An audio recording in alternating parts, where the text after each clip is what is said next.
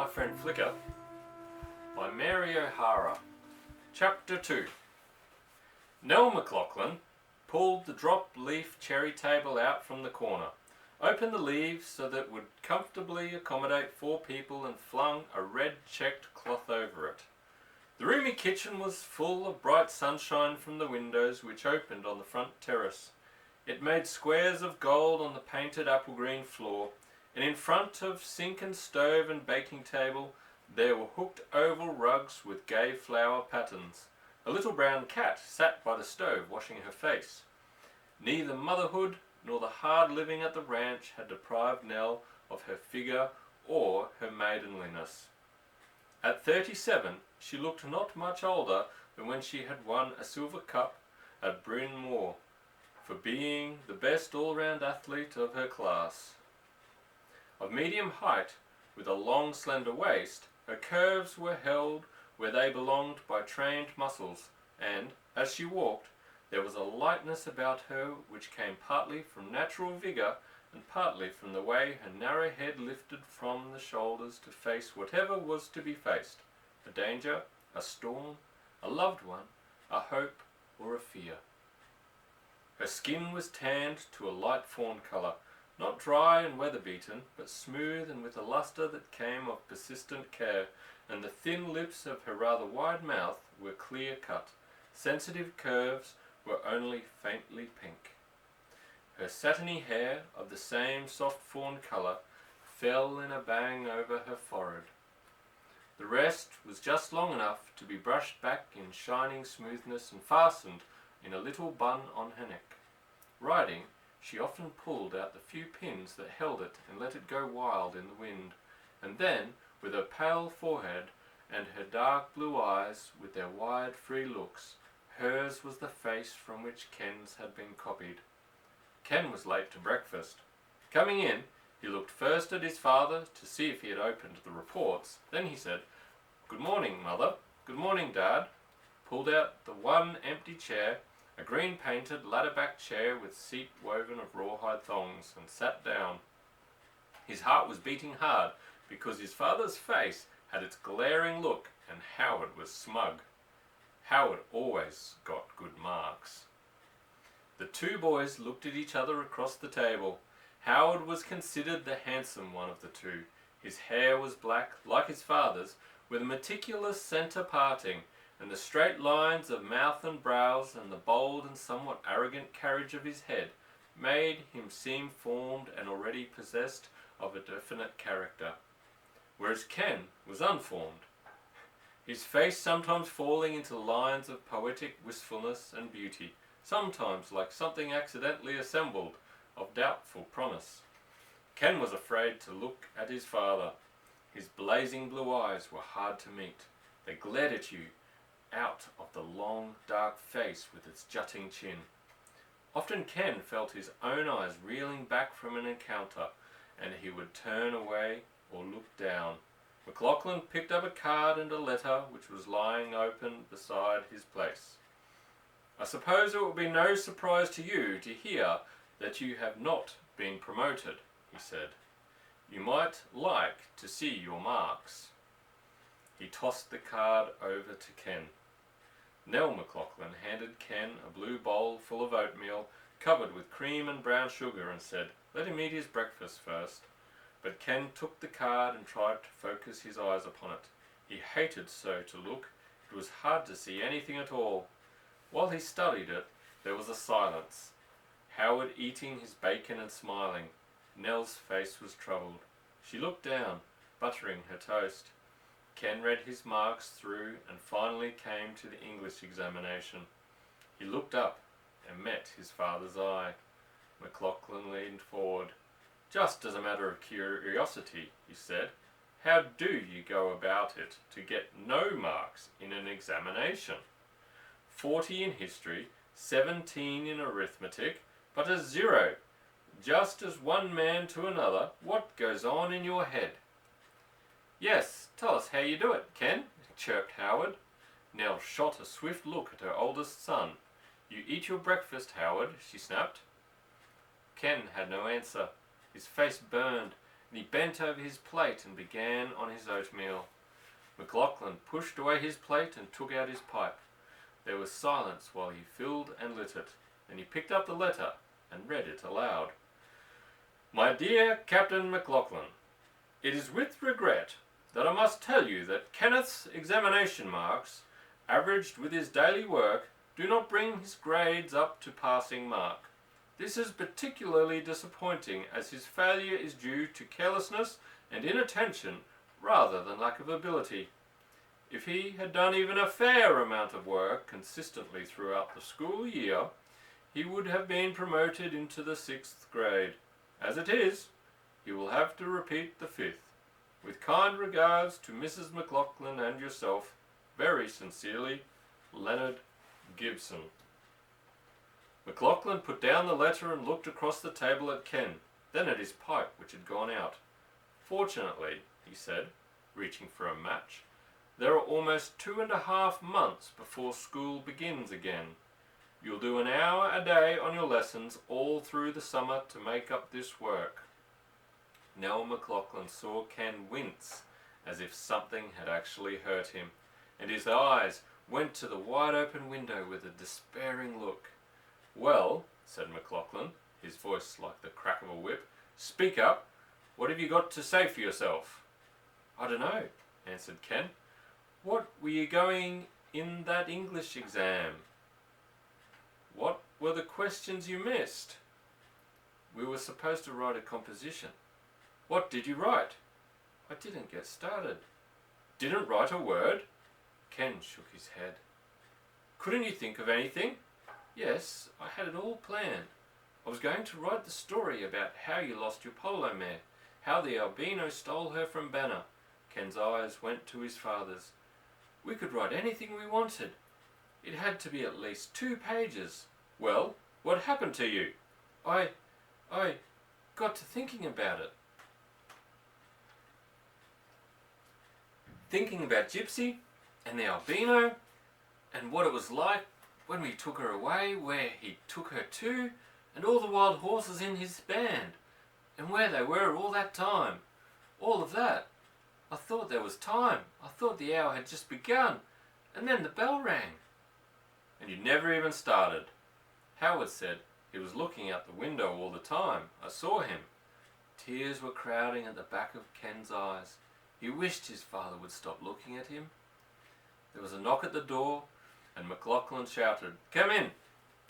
Gus, the Swedish foreman, came in, carrying his big felt hat in his hand, his thick-set body bent in a sort of bow aimed respectfully at Nell, and he looked first of all at her as he said, Good morning, missus, and then, Morning, boss. He did not come clear into the room, but propped himself by hand on the door, leaning there in his shy manner, a little smile like a child's turning up the corners of his mouth. His round pink face was framed in a mop of tight grey curls. What's today, boss? Ken and Howard stopped eating to listen. Only Gus, or perhaps their mother, could ask their father his plans and get an answer. When they asked him, he just said, wait and see, or perhaps would not answer at all. And as every day of the summer was packed with events as thrilling as a circus, they lived much of the time in such suspense that they were ready to burst, dogging their father's steps, trying to be everywhere at once so as to be sure not to miss anything. Weather always entered into the plans, so before McLachlan answered, he glanced out the window, noting the clear, deep blue of the sky, and that the big white cumulus clouds were sailing across at a rapid pace. There's a wind high up in the pines, said Nell. Heard it the first thing this morning, like surf, a roaring. And the windmills going lickety-split, said Howard. Clear for today, and maybe tomorrow, said Gus, but a big cloud bank in the southwest. Storm cooking up. McLachlan sat in thought and puffed at his pipe, not at all embarrassed by the fact that 4 pairs of eyes were watching him and 4 people waiting for his words. Finally, he said to himself, not looking at Gus, a good day to move the horses. Yah, boss. It's time the horses were off the meadows. The grass is growing and we should have water on 'em soon. Howard couldn't keep still. Could I help you move 'em this year, Dad?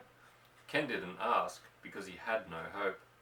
McLachlan turned to look at Howard, but he wasn't thinking of him and did not answer.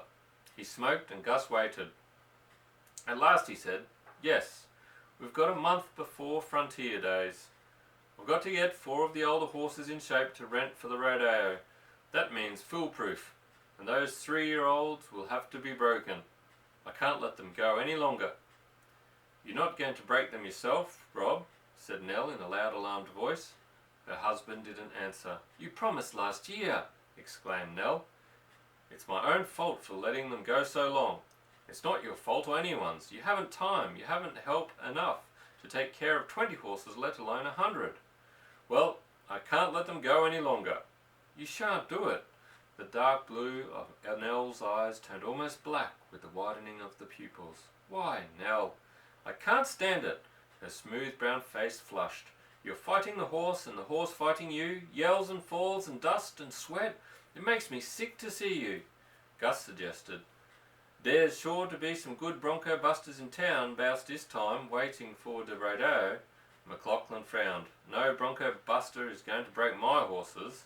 "But Rob," his voice rose, "it ruins a horse." He was shouting. This was one of his pet tirades. He loses something and never gets it back. Something goes out of him. He's not a whole horse anymore. I hate the method. Waiting until a horse is full grown, all his habits formed, and then a battle to the death, and the horse marked with fear and distrust, his disposition damaged. He'll never have confidence in a man again. And if I lose the confidence of my horses... "But they're only 3-year-olds, persisted Nell. Howard and Ken looked at her in astonishment. There was a soft look about her fawn-coloured hair and smooth, unlined face, but nothing soft about the determined look with which she faced her husband. How could she be so fearless in the face of their father's anger and shouting? "Besides," she said, "they have been handled a little, remember? It's not as if they were broncs that had just been pulled in off the range." McLachlan sat for a moment or two without reply. Then he turned to Gus. "All right, Gus. Can I help you to move them, Dad?" said Howard again. "No!" roared McLachlan. "It's tough enough for one man to move 100 horses, half of them broncs or loco, all of them fresh as hell after a winter out, without a kid along to be popping his head up somewhere at just the moment to stampede the bunch." "Couldn't I even open the gates for you going down?" said Howard, crestfallen at the thought of missing the long day's riding, the close inspection of all the new spring colts, the exciting trip up to the summer range on number 20 with Banner, the big stud, and his band of brood mares. His father ignored the question and turned back to Gus. "You and Tim had better spend the day on the irrigation ditches then. They'll have to be in shape before we turn the water on the meadows." "Yeah, boss." "And catch up with Shorty and saddle him for me. I'll be up at the stables in half hour or less." "Yeah, boss." Gus went out. McLachlan put down his pipe and pulled his coffee cup towards him. There was a moment's silence. Then Howard asked Ken, "What horse did you ride this morning, Ken?" "Cigarette." McLachlan looked up. "You've been riding Cigarette?" "Yes, sir." "Did you manage to catch her and tie her up without her breaking anything?" "No, sir." "What did she break? A bridle?" "No, that is, not today. She broke a bridle yesterday." "What did she break today?" "The metal catch on the halter rope." "Haven't I told you you can't tie that mare with one of those? That you have to put a lariat on her?" "Yes, sir." "Well, why didn't you?" I thought... Ken's voice failed him. There weren't any words. He gulped his milk. "You thought? Trouble is, you don't think." McLachlan's voice was gentler. Howard spoke again. "Did you find the saddle blanket, Ken?" "What saddle blanket?" asked McLachlan, on the alert again. "I lost a saddle blanket out on the range yesterday afternoon when we were riding," said Ken. "Oh, you did?" His father was sarcastic again. "Rode with a saddle, I suppose, and didn't cinch it properly." "Yes, sir," said Ken doggedly. "But I found it this morning." There was a quiver in his voice. "Anything the matter with it?" snapped McLachlan. Ken was desperate. "Well, it got a tear, got caught on the barbed wire." McLachlan roared. "What am I going to do with you? You're the stupidest kid for losing and busting and forgetting." Ken stared at his plate and felt the heart rising to his face and a lump choking his throat. Dad, if only I had a colt. What's that got to do with it? Howard's got a colt. He was only 9 when you gave him Hi Boy. He trained him. I'm 10, and even if you did give me a colt now, I couldn't catch up with Howard because I couldn't ride it till it was a 3-year-old, and then I'd be 13. Nell laughed. Nothing wrong with that arithmetic. But McLaughlin answered, Howard never gets less than 75 average at school, and he pays attention to what I tell him and doesn't lose equipment or break it or get it spoiled somehow. Ken had no answer to any of this and kept his eyes down. Did Cigarette toss you? Asked Howard cheerfully.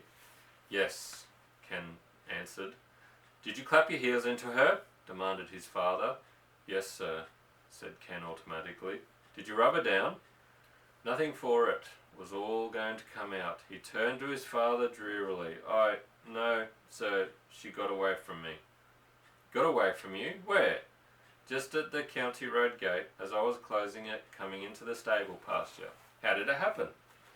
Well, I'd the rein in my hand and I was standing there. What for? Nothing, just looking around, looking back at the range, and after a while she wanted to graze and she just gave a little jerk and she was loose. And then she knew it and I couldn't catch her. She ran away. Ken felt he might as well tell it all and be done with it. And she got her foot in the rein and broke it. Thought you said you didn't break a bridle today. Ken hedged. Well, this wasn't exactly the bridle, it was the rein.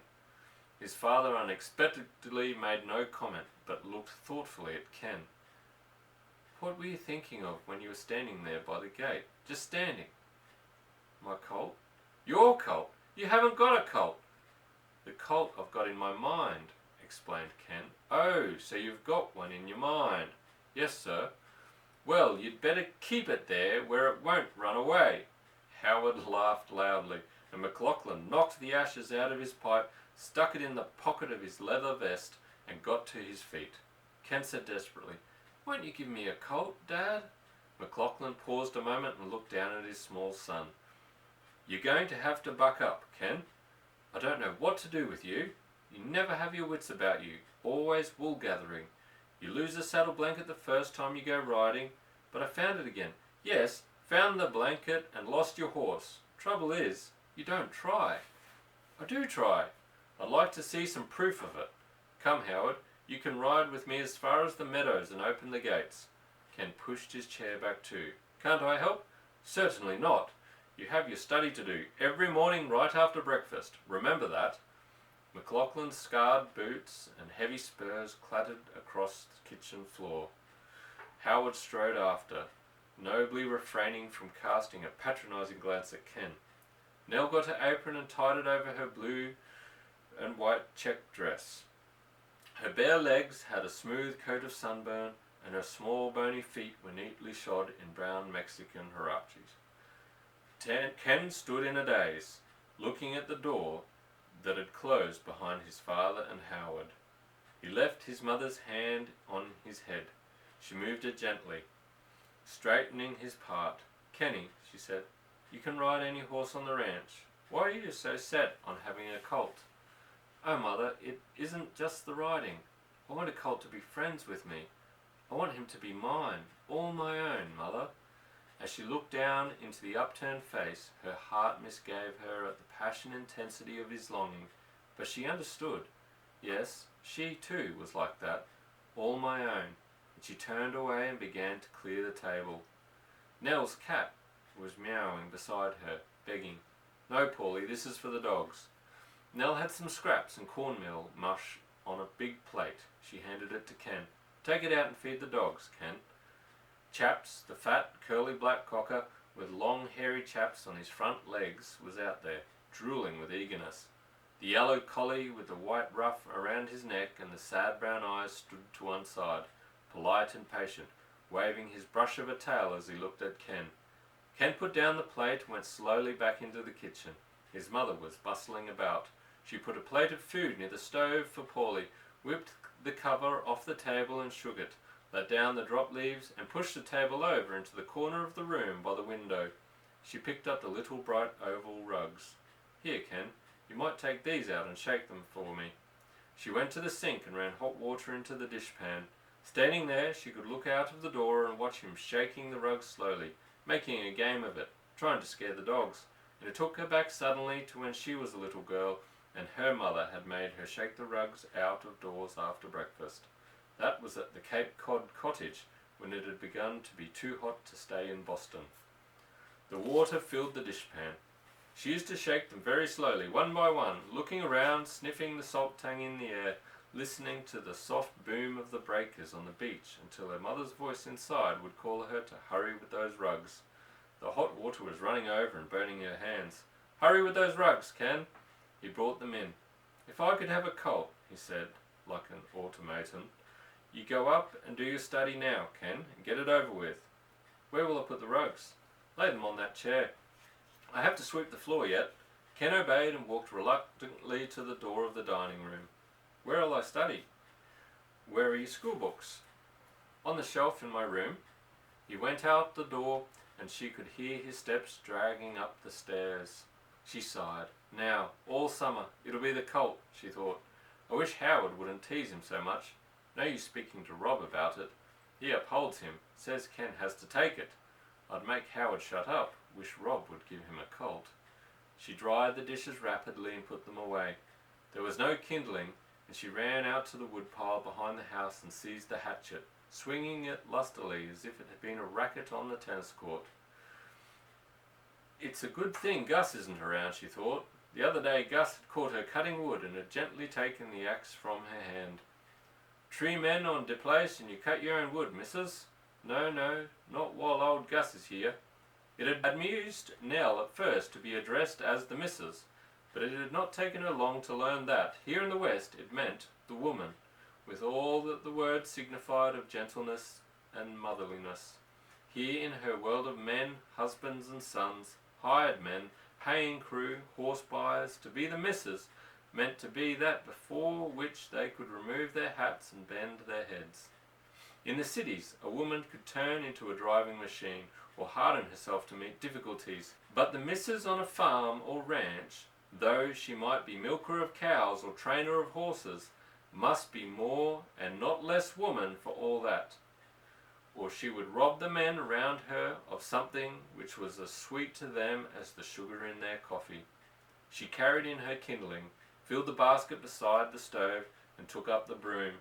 Through the window she caught sight of a great tumbleweed bounding across the green, and stood still, watching, her lips parted and her eyes alight. She heard the jack pines roaring, like surf, she thought, yes, like the sea. She could see them bending and swinging in the wind. It was a day when she wanted to be outdoors, riding on the range, where the wind would whip her hair and drive her the way it drove the tumbleweed across the green. But first, sweeping, bed-making, cleaning, the noon dinner, she began to sweep, singing, "Oh, the ship she sailed across the sea, goodbye, my lover, goodbye." It's the end of chapter 2. Good night.